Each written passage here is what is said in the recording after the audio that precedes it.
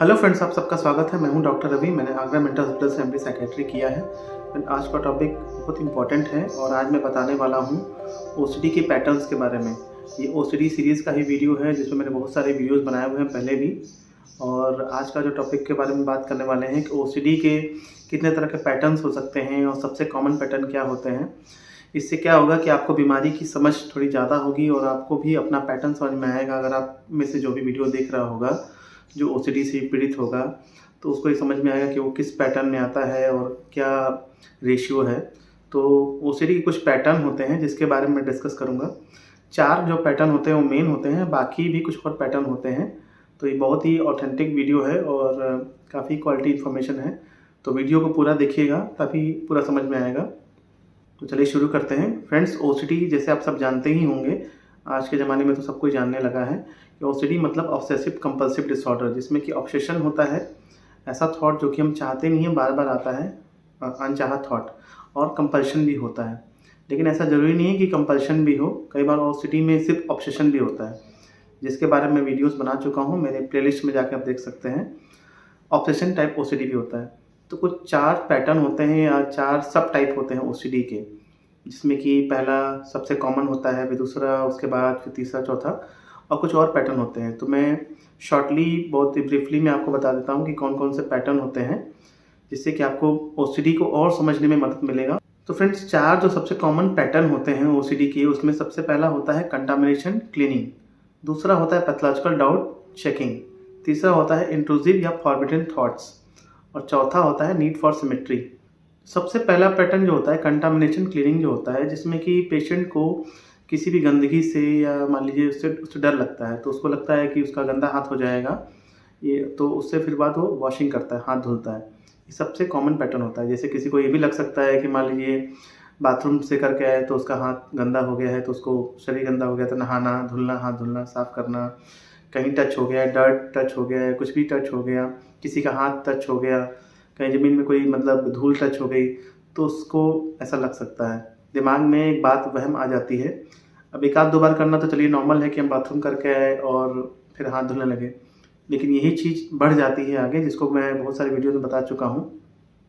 आज तो मैं शॉर्ट में बता रहा हूँ। तो ये सबसे कॉमन पैटर्न होता है जो कंटामिनेशन का मैटर लगता है। कई बार लोगों को लगता है कि भाई हम गंदे हो गए हैं। कुछ लोग रीज़न होता है कि भाई हमको बीमारी ना हो जाए किसी चीज़ से, कि हम टच कर दिए, किसी गंदा चीज़ छू लिए, मतलब जो ही बात है।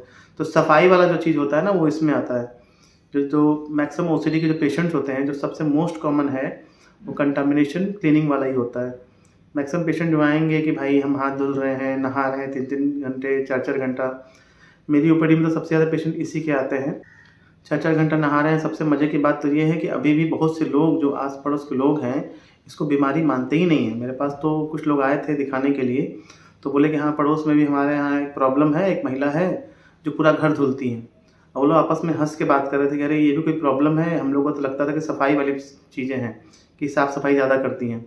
और वो औरत जो आई थी हमारे यहाँ, एक दूसरी पेशेंट भी आई थी हमारे यहाँ, वो बाथरूम में ऐसे अगर हल्का सा टच भी हो गया ऐसे, तो भी वो नहाती थी जाके, कि हल्का सा कहीं टच ना हो जाए। तो इसमें पर्सन टू पर्सन टच, या मान लीजिए कहीं ऑब्जेक्ट टच हो गया तो आदमी नहाता रहता है या हाथ धुलता है या साफ़ करता रहेगा घर। तो इस तरह की चीज़ें इसमें पाई जाती हैं।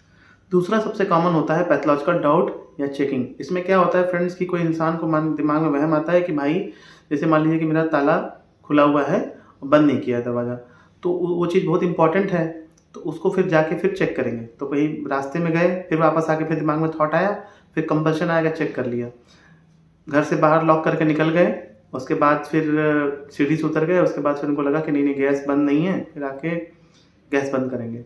या फिर कहीं कोई एग्ज़ाम दे रहा है, फॉर्म भर रहा है, उसको लगेगा नहीं मेरा फॉर्म ठीक से फिलअप नहीं है, तो पूरा ऊपर से नीचे चेक करना और उसको फिर चेकिंग करना, या फिर अपने रिपोर्ट्स को बार बार चेक करना।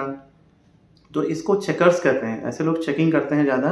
ये सेकंड सबसे कॉमन होता है कि अपनी चीज़ों को बार बार चेक करना, फिर उनको थोड़ी देर के लिए संतुष्टि मिल जाएगा। उसके बाद फिर क्या करते हैं कि फिर वो मन में दिमाग में डाउट आ जाता है कि नहीं हमने चेक नहीं किया, लगता है मेरा रोल नंबर तो नहीं छूट गया, फॉर्म ठीक से फिलअप किया कि नहीं किया, या फिर ताला बंद है कि नहीं, या फिर गैस बंद है कि नहीं।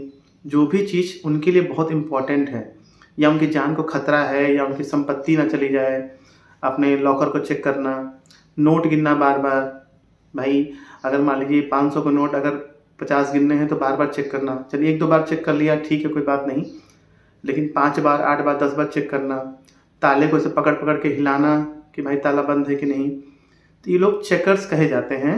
ये सेकंड सबसे कॉमन होता है ओसीडी का टाइप। तीसरा सबसे कॉमन जो पैटर्न आता है इन दोनों के बाद में वो होता है कि इंट्रूसिव और फॉरबिडन थॉट। मतलब ऐसे पेशेंट्स में क्या होता है, सिर्फ ऑब्सेशन होता है, सिर्फ विचार आते हैं, कंपल्शन नहीं होता है। यहाँ पे सिर्फ विचार आते हैं कि जैसे कि उनको सुसाइडल एक्ट का विचार आएगा, या फिर एग्रेशन आएगा, बहुत ज़्यादा गुस्सा आएगा किसी चीज़ को लेकर, या फिर सुसाइडल थॉट आएगा कि नहीं मर जाऊँ, जैसे जो उनको जैसे सेक्सुअल एक्ट के लिए जैसे आएगा किसी रिश्ते ऐसे जहाँ पे नहीं करना चाहिए अपने पिता के साथ में, माता के साथ में, या भगवान के साथ में भी सेक्सुअल थॉट आ सकता है। गुस्सा आ रहा है, अपने बच्चे को मारने का मन कर रहा है कि भाई बच्चे को मार डालें, मरने के विचार आ रहे हैं, ऐसा कोई कोशिश नहीं करना होता है इसमें सिर्फ विचार आते हैं। इस विचारों से इंसान बहुत परेशान होता है। कई बार लोग पुलिस के यहाँ चले जाते हैं, भैया कि मेरे साथ क्या हो रहा है, या भगवान के यहाँ जाके मतलब पंडित के यहाँ या प्रीस्ट के यहाँ जाके अपने आप को मतलब अपना गुनाह कबूल करते हैं कि हमको ऐसे विचार आ रहे हैं, भगवान के बारे में सेक्सुअल थॉट आ रहा है, जिसको कई बार रिलीजियस ओसीडी का नाम दे दिया जाता है। यूट्यूब पे आपको बहुत सारा मिलेगा जहाँ पे सेक्सुअल थॉट भगवान को लेकर आ रहा है, या फिर मान लीजिए किसी रिश्ते को लेकर आ रहा है, अपने बेटी के साथ ही आ रहा है, या अपने बेटे के साथ आ रहा है, या अपने पिता के साथ आ रहा है। वो थॉट इंसान चाहता नहीं है, अनवांटेड थॉट है, तभी तो वो ओसीडी है, उससे उसको बहुत घबराहट होती है, उसको गिल्ट महसूस होता है, बहुत ख़राब लगता है। जैसे भगवान के लिए आता है तो भगवान के लिए बहुत ही पश्चाताप होता है, उसको लगता है कि भाई अब उसके साथ उसके कुछ गलत हो जाएगा और कुछ उसने बहुत ही गुनाह कर दिया है, और फिर इसके लोग माफ़ी मांगते हैं, पूजा पाठ करवाते हैं भगवान जाके मंदिरों में कि भाई क्षमा याचना करते हैं कि भाई हमसे बहुत ही गलत हो गया, बहुत गलत विचार आ रहे हैं, रोते हैं बहुत ज़्यादा लोग, क्योंकि भगवान के लिए गलत थॉट आना, सेक्सुअल थॉट आना तो बहुत ही गलत बात है। एक नॉर्मल भी बात है कि आदमी को गलत लगता है, लेकिन ऐसे विचार वो चाहते नहीं हैं। अपने बच्चे को लेकर थॉट आना, या किसी को लेकर ऐसे अनचाहे रिश्ते को लेकर जहाँ पे हम नहीं इसको सही मानते समाज में, तो इसीलिए इसको ओसीडी कहा जाता है। ये ऑब्सेशन टाइप का होता है, यहाँ पे सिर्फ विचार आता है। खुद को लेकर सुसाइडल एक्ट थॉट आना कि भाई हम मर ना जाएं, खुद को मार लें, क्योंकि आदमी जब इतना सारा थॉट आएगा तो उसको लगेगा कि अपने आप को मर ही जाना ज़्यादा अच्छा है। तो ये तीसरा तरह का कॉमन जो ओसीडी का पैटर्न होता है। चौथा सबसे कॉमन और इंटरेस्टिंग पैटर्न जो होता है नीड फॉर सिमेट्री। मतलब इसमें लोग क्या होता है ना कि परफेक्शनिस्ट जिसे कहा जाता है, वो काफ़ी होते हैं। मतलब बहुत से लोगों को देखे होंगे जो, अब थोड़ा बहुत परफेक्शन तो जरूरी है कि भाई साफ़ सफाई रख रहे हैं, चादर ठीक से है कि नहीं, वो लोग इतना ज़्यादा परफेक्शन में घुस जाते हैं कि भाई चादर मान लीजिए अगर बिस्तर पे लगाएं तो एकदम उसकी सिलवटें नहीं पड़नी चाहिए, एक एक कोना सही से होना चाहिए, मेजर होना चाहिए। बुक्स रख रहे हैं तो बुक्स को एकदम सीक्वेंस में रखना है कि फिजिक्स की बुक नीचे, फिर उसके बाद केमिस्ट्री की बुक, फिर बायो की बुक, हल्का सा भी टेढ़ा मेढ़ा नहीं होना चाहिए।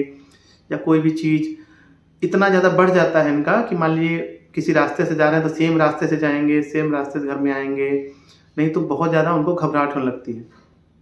फिर दूसरों से भी एक्सपेक्ट करना कि भाई आप भी ऐसा करें, और मतलब कोई भी कपड़े पे सिकन नहीं आना चाहिए, या हर तरह का परफेक्शन। शेविंग करा रहे हैं तो एकदम से सही से शेविंग उनका हो, सही तरह से खाना खाना, सही तरह से बैठना। तो ये चीज़ें धीरे धीरे शुरुआत होती हैं, लेकिन ये होने लगता है। ये चौथा सबसे कॉमन पैटर्न है, बाकी मतलब पैटर्न के बाद में ये चौथा कॉमन पैटर्न देखा गया है। तो सबसे कॉमन पैटर्न मैं फिर से रिवाइज कर दे रहा हूँ कि सबसे कॉमन जो पैटर्न होता है वो कंटामिनेशन और वॉशिंग का होता है। सबसे मोस्ट कॉमन होता है हाथ धुलने वाला, नहाने वाला, गंदगी की जो ओसीडी होती है। दूसरा कॉमन पैटर्न होता है पैथोलॉजिकल डाउट, मतलब चेकिंग करना। तीसरा कॉमन पैटर्न होता है इंट्रूसिव या फॉरबिडन थॉट्स, सेक्सुअल एक्ट को लेकर, या फिर मतलब लड़ाई झगड़ा, या फिर सुसाइडल एक्ट वाला जो होता है। और चौथा पैटर्न होता है नीड फॉर सिमेट्री, सिमेट्रिकल जो लोग करते हैं। कुछ और भी पैटर्न होते हैं जो कि इतने कॉमन नहीं होते हैं, लेकिन फिर भी ओसीडी में हूँ और चूँकि हमारा वीडियो काफ़ी ऑथेंटिक होता है तो मेरा बताना फ़र्ज़ है। तो कुछ और पैटर्न्स होते हैं जैसे होर्डिंग ओसीडी होता है, जैसे कि कुछ लोग अपना सामान रखते हैं, पुराने सामान रखेंगे, न्यूज़पेपर, बाकी चीज़ें। इसके बारे में फिर से कभी डिटेल बताऊंगा, लेकिन होर्डिंग एक ओसीडी पैटर्न होता है जिसमें लोग अपने सामान को इकट्ठा करते रहते हैं और वो सोचते हैं कि बाद में यूज़ करेंगे, लेकिन कभी वो टाइम आता नहीं है। होर्ड करते रहते हैं, बहुत समय तक होर्ड करेंगे, 5 साल 10 साल पुराना न्यूज़पेपर भी रखेंगे। जब वो प्रॉब्लम बहुत ज़्यादा बढ़ जाती है तो ओसीडी का फॉर्म ले लेती है। कंपल्सिव हेयर पुलिंग करते हैं, बाल खींचते रहते हैं, ठीक है, नेल बाइटिंग करते हैं। अब थोड़ा बहुत तो चलिए एंग्जाइटी में लोग कर लेते हैं, लेकिन ज़्यादा कर लगते हैं तो ये ओसीडी का पैटर्न हो जाता है। एक और होता है कंपल्सिव मास्टरबेशन, मतलब जानबूझ के बार बार मास्टरबेशन कर रहे हैं कंपल्सिव। तो ये भी ओसीडी के पैटर्न में ही आता है, लेकिन जो 4 पैटर्न मैंने बताए हैं वो सबसे इम्पॉर्टेंट हैं। और आप सब में से जो भी ओसीडी के पेशेंट होंगे किसी न किसी पैटर्न में आते ही होंगे। और इसका ट्रीटमेंट मैंने कई बार बताया है कि सबसे जो बेस्ट ट्रीटमेंट होता है मिक्स ट्रीटमेंट होता है। दवाइयाँ साथ साथ साइकोथेरेपी जो होती है, जिसमें कि सीबीटी होती है और ईआरपी जो दिया जाता है। किसी को माइल्ड ओसीडी है तो साइकोथेरेपी से काउंसलिंग से भी ठीक हो जाएगा पेशेंट। मॉडरेट और सीवियर में सबसे पहले मेडिसिन दी जाती हैं। मेडिसिन का रोल बस इतना ही है, मैं आप सबको बता दूं कि वो दवाइयाँ सपोर्ट करती हैं आपके मन को।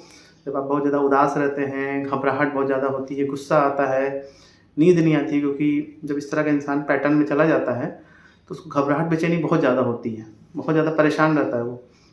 तो कितना भी आप समझा लें, उसको काउंसलिंग कर लें, उसमें उसको समझ नहीं आएगा। घबराहट के साथ बाकी दवाइयाँ भी दी जाती हैं कि भाई आपका मूड अच्छा रहे, गुस्सा कंट्रोल रहे, नींद ना ठीक से आए और मन खुश रहे। इन सब चीज़ों की दवाइयाँ देनी पड़ेंगी। साथ साथ काउंसलिंग करते हैं, लेकिन जो बेस्ट ट्रीटमेंट होता है वो मेडिसिन प्लस काउंसलिंग होता है। जितना डॉक्टर बताएं, साइकियाट्रिस्ट बताएं, उनकी बात को दिल से आंख बंद करके मानना होता है, उस पर फॉलो भी करना होता है, वरना आप ठीक नहीं हो पाएंगे।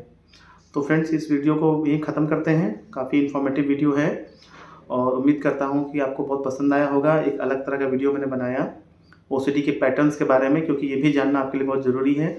ओसीडी सीरीज़ का ये वीडियो था, आगे वीडियो में लाता रहूँगा। मिलते हैं आपसे एक नई वीडियो में, तब तक के लिए फ्रेंड्स नमस्कार।